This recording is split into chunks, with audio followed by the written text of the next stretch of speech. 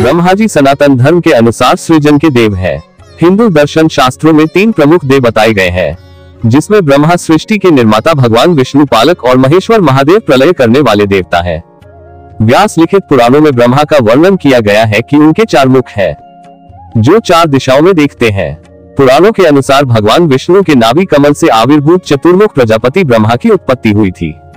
फिर भगवान ब्रह्मा के 17 पुत्र और एक पुत्री शत्रुपा का जन्म हुआ। ब्रह्मा के 17 पुत्रों के अलावा भी उनके भिन्न भिन्न परिस्थिति वश अन्य पुत्रों का जन्म हुआ, और कुल मिलाकर सभी पुराणों में ब्रह्मा जी के 59 पुत्र और पुत्रियों का उल्लेख मिलता है। पुराणों अनुसार ब्रह्मा जी के मानस पुत्र मन से मारीचि, नेत्र से अत्रि, मुख से अंगिरस, कान से पुलस्त्य, नाभि से पुलह, हाथ से क्रतु, त्वचा से भृगु, प्राण से वशिष्ठ, अंगुष्ठ से दक्ष, छाया से कंदर्प, गोद से नारद, इच्छा से सनक, सनंदन, सनातन, संत कुमार, शरीर से स्वयंभू मनु, ध्यान से चित्रगुप्त आदि। ब्रह्मा के पुत्र पुत्रियों में विश्वकर्मा, अधर्म, अलक्ष्मी, सरस्वती, 8 वसु, 4 कुमार, 14 मनु, 11 रुद्र, पुलस्त्य, पुलह, अत्रि, क्रतु, अरणी, अंगिरा, रुचि, भृगु, दक्ष, कर्दम, पंचशिखा, वुरु, नारद, मरीचि, अपांतरात्मा, वशिष्ठ, प्रचेता, हंस, यति आदि मिलाकर कुल 59 पुत्र थे। तो आज हम बात करेंगे भगवान ब्रह्मा के प्रमुख और प्रसिद्ध संतानों की। लेकिन इनके बारे में जानने से पहले यदि आप चैनल पर नए हैं तो चैनल को सब्सक्राइब कर ले और बेल आइकन को भी प्रेस करें। तो चलिए आपको बताते हैं ब्रह्मा जी के संतानों के बारे में। नंबर 1, विश्वकर्मा। विश्वकर्मा जी को सृष्टि के निर्माण की रूपरेखा को आकार देने वाले शिल्पकार, ब्रह्मांड के प्रथम अभियंता व यंत्रों के देवता माना जाता है।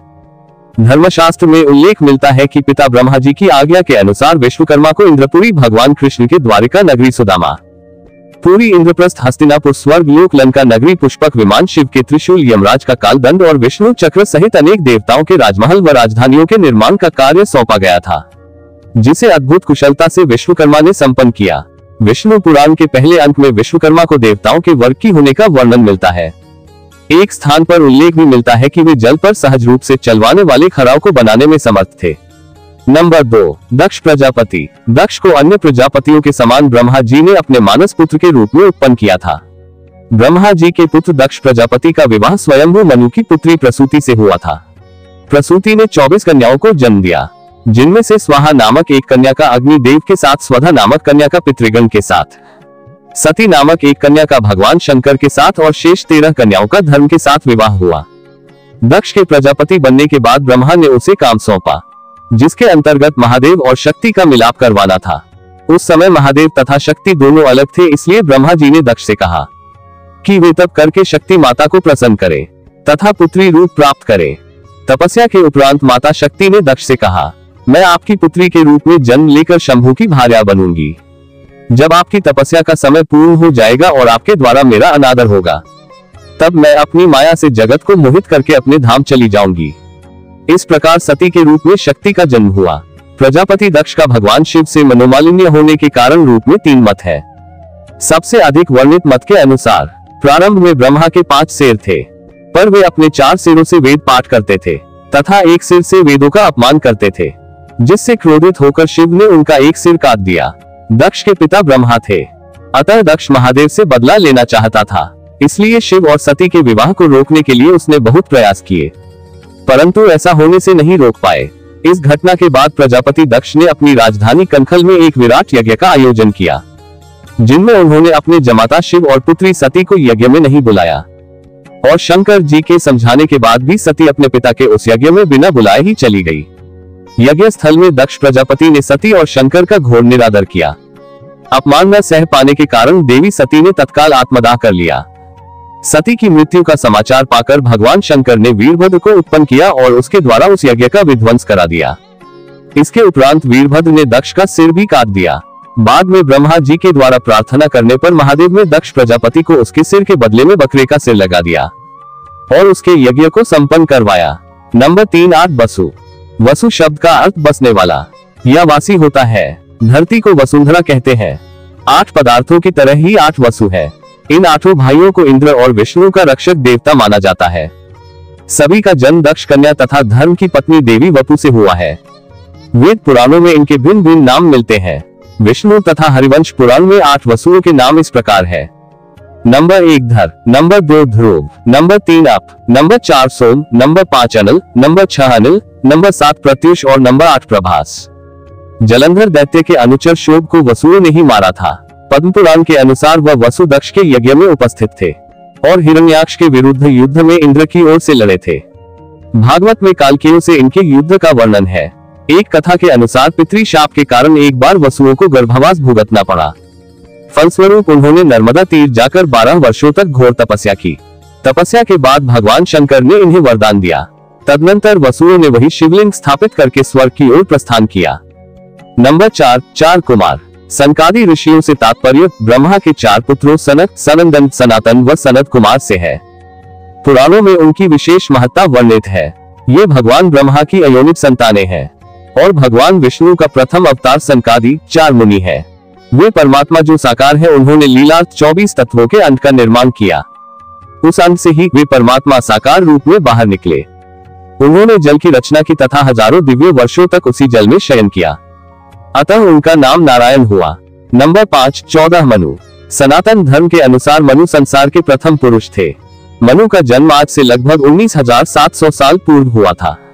प्रथम मनु का नाम स्वयं मनु था, जिनके संग सर्वप्रथम स्त्री थी शत्रुपा। ये स्वयंभू अर्थात स्वयं उत्पन्न होने के कारण ही स्वयंभू कहलाए। इन्हीं प्रथम पुरुष और प्रथम स्त्री की संतानों से संसार के समस्त जनों की उत्पत्ति हुई। मनु के संतान होने के कारण वे मानव अथवा मनुष्य कहलाए। स्वयंभू मनु को आदि भी कहा जाता है। आदि का अर्थ होता है प्रारंभ। सभी भाषाओं के मनुष्य वाचक शब्द मानव, आदम, आदमी आदि सभी मनुष्यों से प्रभावित है। ये समस्त मानव जाति के प्रथम संदेशवाहक है। इन्हें प्रथम मानने के कई कारण है। सभी मनु के संतानें हैं, इसीलिए मनुष्य को मानव भी कहा जाता है। ब्रह्मा के एक दिन को कल्प कहते हैं और एक कल्प में 14 मनु हो जाते हैं। एक मनु के काल को मनवंतर कहते हैं। वर्तमान में वैवस्वत मनु 7वें मनु है।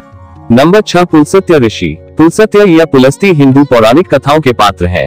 ये कथाएं उन्हें ब्रह्मा के मानस पुत्रों में से एक बताती है। प्रथम मनवंतर के साथ सप्त ऋषियों में से एक भी बताती है। विष्णु पुराण के अनुसार यह ऋषि उन लोगों में से एक है जिनके माध्यम से कुछ पुराण आदि मानव जाति को प्राप्त हुए। इसके अनुसार उन्होंने भगवान ब्रह्मा से विष्णु पुराण सुना था और उसे पराशर ऋषि को सुनाया था और इस प्रकार से पुराण मानव जाति को प्राप्त हुआ। ये आदि पुराण का मनुष्य में प्रचार करने का श्रेय भी इन्हें देता है। हिंदू धर्म ग्रंथ पुलस्त्य के वंश के बारे में ये कहते हैं। पुलस्त्य ऋषि के 2 पुत्र हुए। कालांतर में उनके वंश में कुबेर एवं रावण आदि ने भी जन्म लिया तथा राक्षस जाति को आगे बढ़ाया। पुलस्त्य ऋषि का विवाह कर्दम ऋषि की 9 कन्याओं में से एक से हुआ, जिनका नाम था हविर्भु। उनसे ऋषि के 2 पुत्र उत्पन्न हुए, महर्षि अगस्त्य एवं विश्रवा। विश्रवा की 2 पत्नियां थी, जो राक्षस सुमाली और राक्षसी तारका की पुत्री कैकसी थी, जिससे रावण, कुंभकर्ण, सुपर्खा उत्पन्न हुए, तथा दूसरी इलाविदा, जिससे कुबेर तथा विभीषण उत्पन्न हुए। इलाविदा चक्रवर्ती सम्राट त्रिबिंदु की इलम्बुश नामक अप्सरा से उत्पन्न पुत्री थी। ये वैवस्वत मनु श्राद्ध देव की वंशावली की कड़ी थे। इन्होंने अपने यज्ञ में केवल स्वर्ण पात्रों का ही उपयोग किया एवं ब्राह्मणों को इतना दान दे दिया कि वे उसे ले जा भी नहीं पाए और काफी कुछ वहीं छोड़ गए जो कालांतर में युधिष्ठिर को मिला। नंबर 7 ऋषि अत्रि। अत्रि एक वैदिक ऋषि थे जो कि ब्रह्मा जी के मानस पुत्रों में से एक थे। चंद्रमा, दुर्वासा और भगवान दत्तात्रेय इन्हीं के पुत्र थे। अग्नि, इंद्र और हिंदू धर्म के अन्य वैदिक देवताओं को बड़ी संख्या में भजन लिखने का श्रेय दिया जाता है। अत्रि हिंदू परंपरा में सप्तऋषि में से एक है और सबसे अधिक ऋग्वेद में इनका उल्लेख मिलता है। अयोध्या नरेश श्री राम के वनवास काल में माता सीता तथा लक्ष्मण के साथ अत्रि ऋषि के आश्रम चित्रकूट में गए थे। अत्रि ऋषि सती अनुसुईया के पति थे। सती अनुसुईया 16 सतियों में से एक थी, जिन्होंने अपने तपोबल से ब्रह्मा, विष्णु और महेश को छोटे बच्चों में परिवर्तित कर दिया।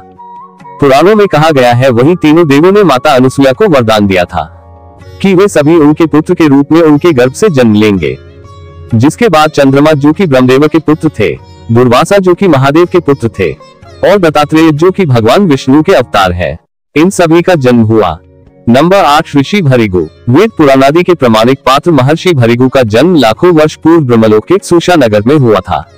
ये आज सनातनी धर्म ग्रंथों में वर्णित ब्रह्मा के पुत्र थे।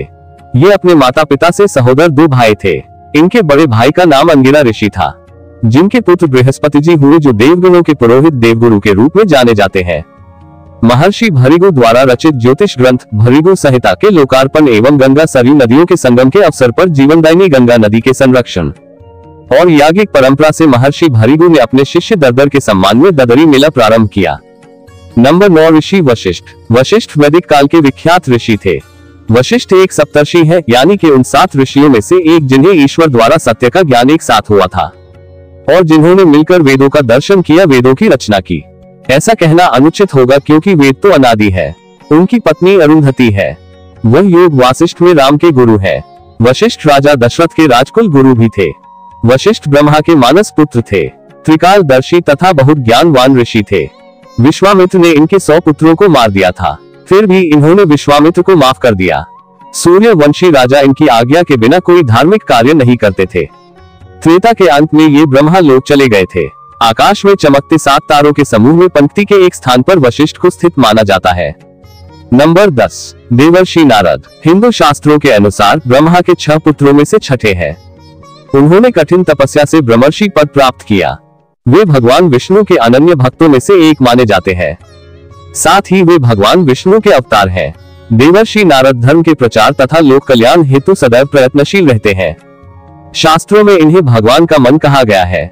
इसी कारण सभी युगों में, सभी लोकों में, समस्त विद्याओं में, समाज के सभी वर्गों में नारद जी का सदा से एक महत्वपूर्ण स्थान रहा है।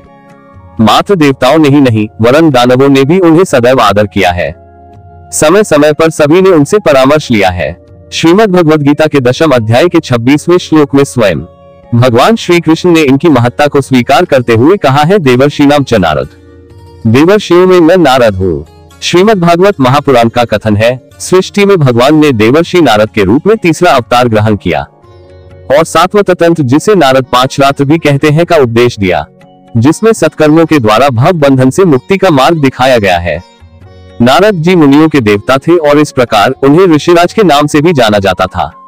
नंबर 11 ऋषि पंचशिख। पंचशिख सांख्य दर्शन के एक प्रधान आचार्य थे, जिनका वर्णन महाभारत के शांति पर्व में आया है। ये कपिल की शिष्य परंपरा में आसुरी के शिष्य थे। इनका उल्लेख वामन पुराण, कूर्म पुराण और वायु पुराण तथा तर्पण विधि में प्रतिष्ठित आचार्य के रूप में हुआ है। महाभारत में तो इनके वंश और जीवन संबंधी कई घटनाओं का वर्णन मिलता है। सांख्य सूत्रों में इनके मत का उल्लेख मिलता है। इनको लोग द्वितीय कपिल कहते हैं। नंबर 12 अंगिरा ऋषि। अंगिरा ऋग्वेद के प्रसिद्ध ऋषि अंगिरा ब्रह्मा के पुत्र थे। उनके पुत्र बृहस्पति देवताओं के गुरु थे। ऋग्वेद के अनुसार ऋषि अंगिरा ने सर्वप्रथम अग्नि उत्पन्न की थी और सप्त ऋषियों में वशिष्ठ, विश्वामित्र तथा मरीचि आदि के साथ इनका भी परिवर्तन हुआ है। इनके देवी आध्यात्मिक ज्ञान, योग, बल, तप, साधना एवं मंत्र शक्ति की विशेष प्रतिष्ठा है। इनकी पत्नी दक्ष प्रजापति की पुत्री स्मृति थी, जिनसे के वंश का विस्तार हुआ। तो ये थे भगवान ब्रह्मा के प्रमुख पुत्र। आपको इनके बारे में जानकर कैसा लगा, हमें कमेंट बॉक्स में बताएं। इस वीडियो में इतना ही। अगर आपको ये वीडियो पसंद आए हो तो इसे लाइक कीजिए और अधिक से अधिक शेयर कीजिए, जिससे कि हम प्रभु की ऐसी कथाएं ज्यादा से ज्यादा लोगों तक पहुंचा पाएं। मिलते हैं आपसे एक और धार्मिक वीडियो में और भी अद्भुत विषयों के साथ। तब तक के लिए हर हर महादेव।